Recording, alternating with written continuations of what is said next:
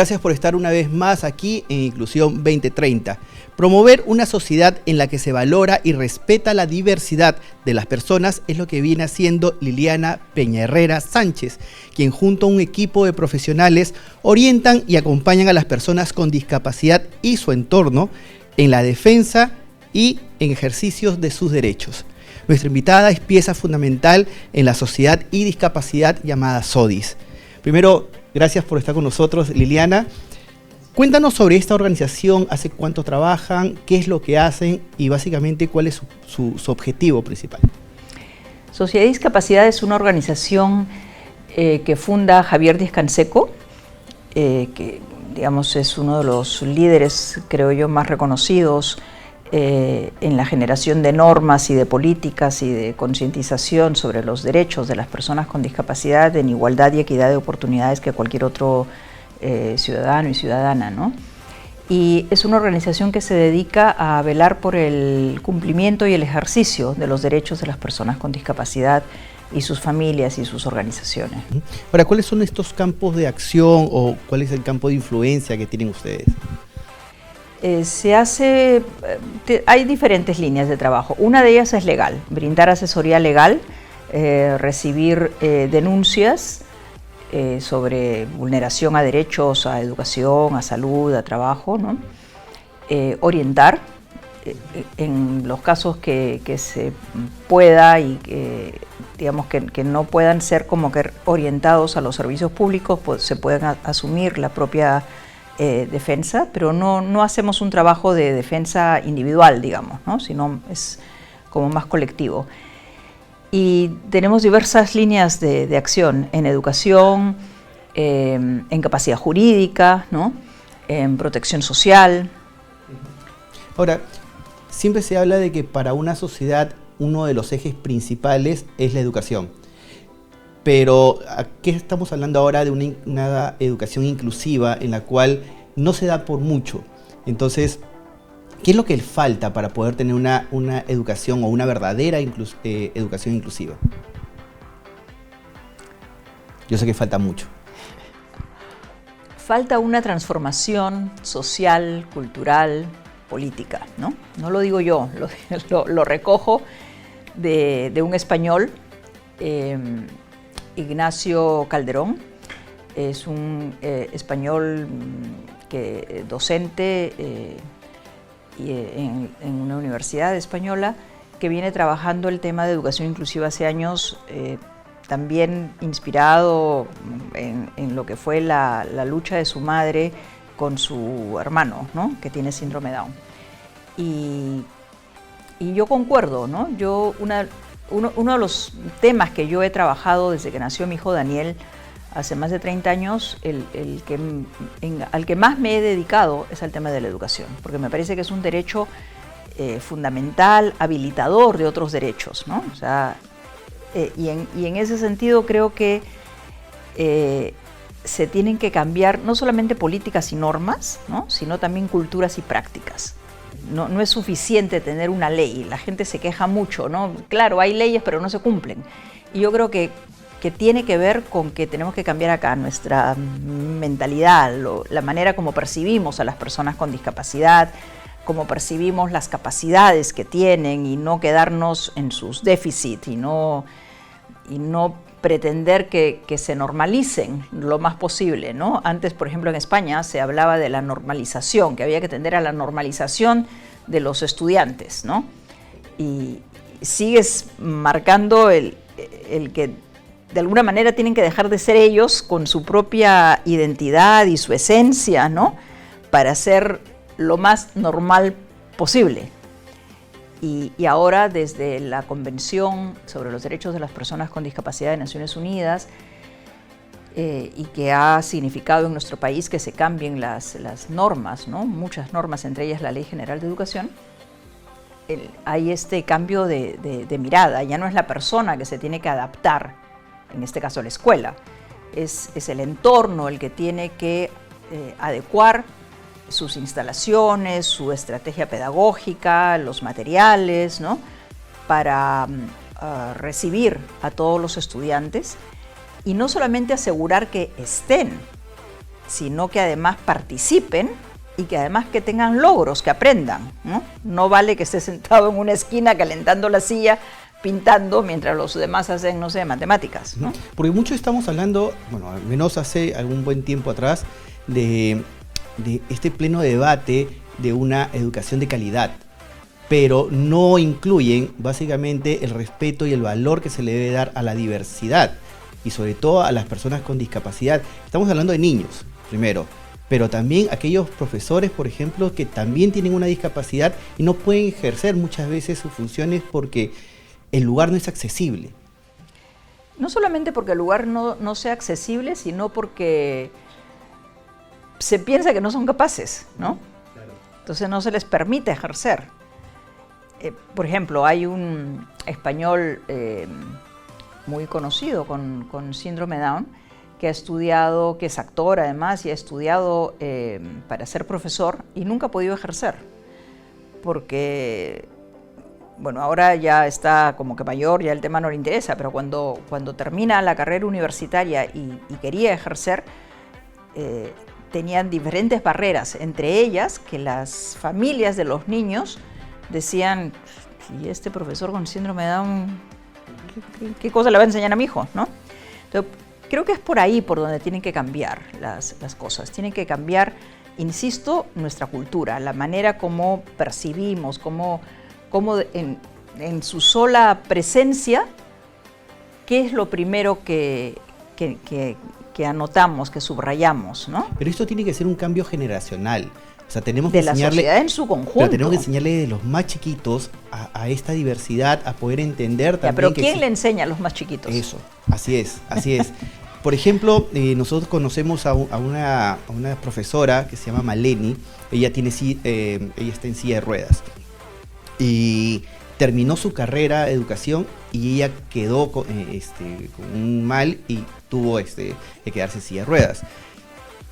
Ella postula a un colegio, postula varias veces, y en uno de ellos postula a un colegio público, y el colegio público la acepta y cambia toda la estructura del colegio para acondicionarla, le pone rampas, le pone una serie de cosas para poder hacer que el colegio sea inclusivo y que pueda ella ejercer su profesión.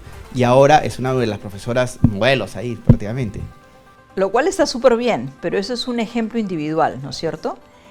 Y la norma, desde la década de 1970, desde el gobierno de Velasco, lo que dice es que tienen que ser accesibles urbanística y arquitectónicamente todas las instalaciones que brinden servicios públicos.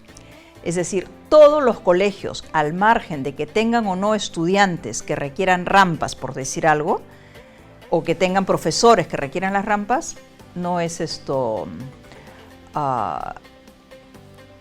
No tiene que estar supeditado a que tengo a alguien que necesita la rampa para que exista la rampa. Uh-huh. ¿No? Claro, así es, así es. Si tú tuvieras el poder de cambiar algunas cosas en el sistema educativo, ¿qué es lo que cambiarías? Qué buena pregunta. ¿Qué cambiaría? Creo que me enfocaría en algo en dos cosas.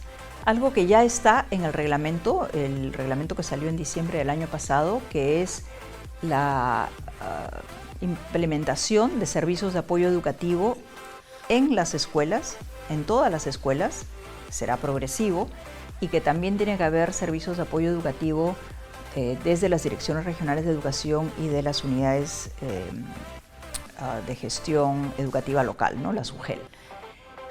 Y estos servicios de apoyo educativo no están únicamente dirigidos a discapacidad, sino a la atención de la diversidad de los estudiantes. Y lo otro que cambiaría es esa idea de que los profesores son los dueños del conocimiento y de la sabiduría, y que hay que como que metérsela a los estudiantes, ¿no? Hay que de alguna manera impregnarlos de ese conocimiento que tienen los profesores y que transmiten.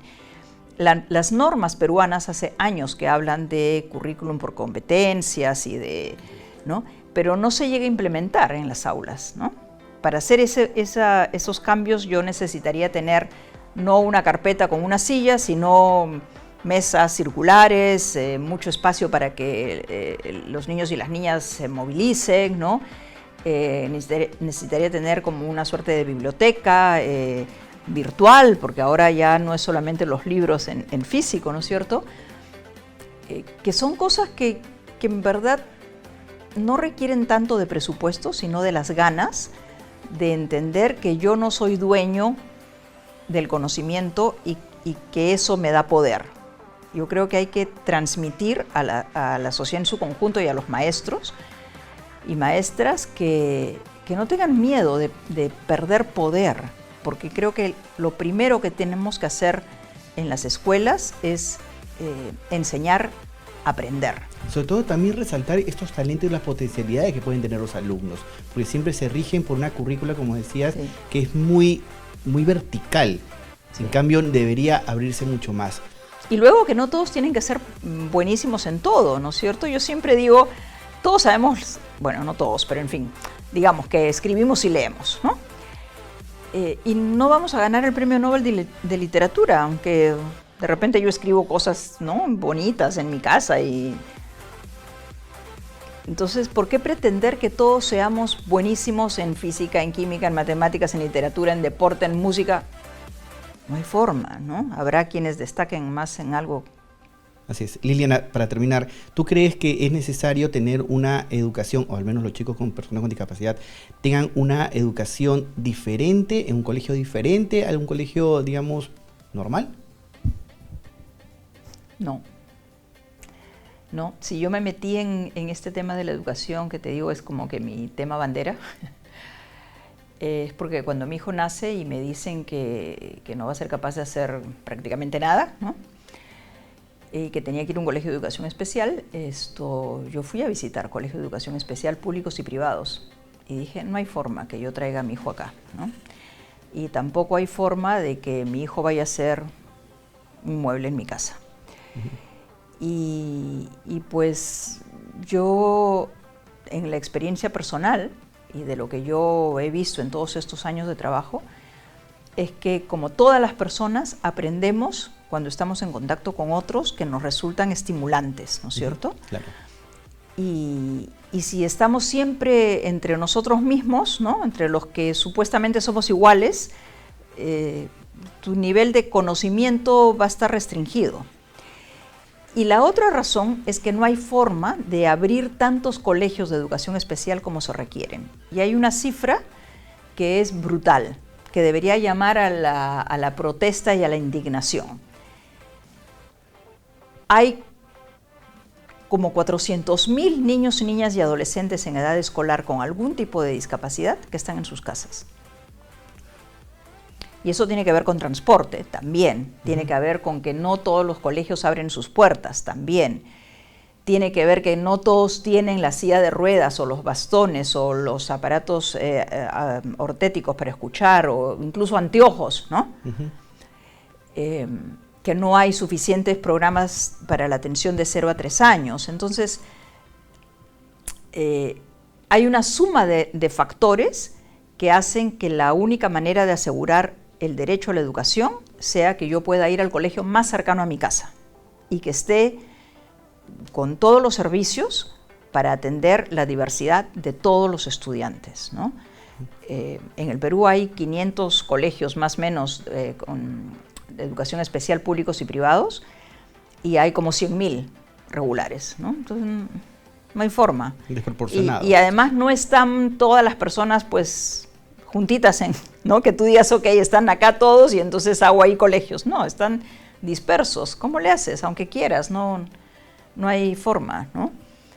Y luego que las personas se supone que tienen que estar en sociedad, ¿no es cierto? O sea, yo me acuerdo cuando yo era niña, escuchaba a una niña en una casa vecina y solamente escuchaba gritos, ¿no? Y alguna vez me trepé por ahí para ver quién gritaba de esa manera y era una chica que estaba sentada en una silla de ruedas en el jardín de su casa, que nunca la sacaron de su casa, ¿no? Eso no puede seguir pasando, ¿no? Lógico, así es. Bueno, Liliana, el tiempo se nos acabó. Gracias por estar con nosotros. Últimas palabras, dirígete a la cámara para poder hablarle ya no a las personas con discapacidad ni tampoco a aquellos actores que intervienen en eso, sino básicamente a las familias, que son pieza fundamental también en este tipo de desarrollo. Las familias somos el aire bajo las alas de nuestros hijos, de nuestras hijas. Tenemos que permitirles volar, tenemos que permitirles equivocarse, caerse, y se lograrán levantar. Y tenemos que insuflarles aire para que vuelen lo más alto posible, que sean lo más autónomos posible, que sean, como dice Liliana Mayo, ¿no? Felices y autónomos y productivos, ¿no? Y eso no pasa por las capacidades o condiciones que pudiera tener la persona, eso también pasa por las oportunidades que podamos tener para desarrollar nuestros talentos, ¿no? Gracias, Liliana. Ha sido Liliana Peña Herrera Sánchez de la Sociedad y Discapacidad SODIS. Gracias por todo. Tú también ponte en modo inclusión. Bicentenario del Perú 2024.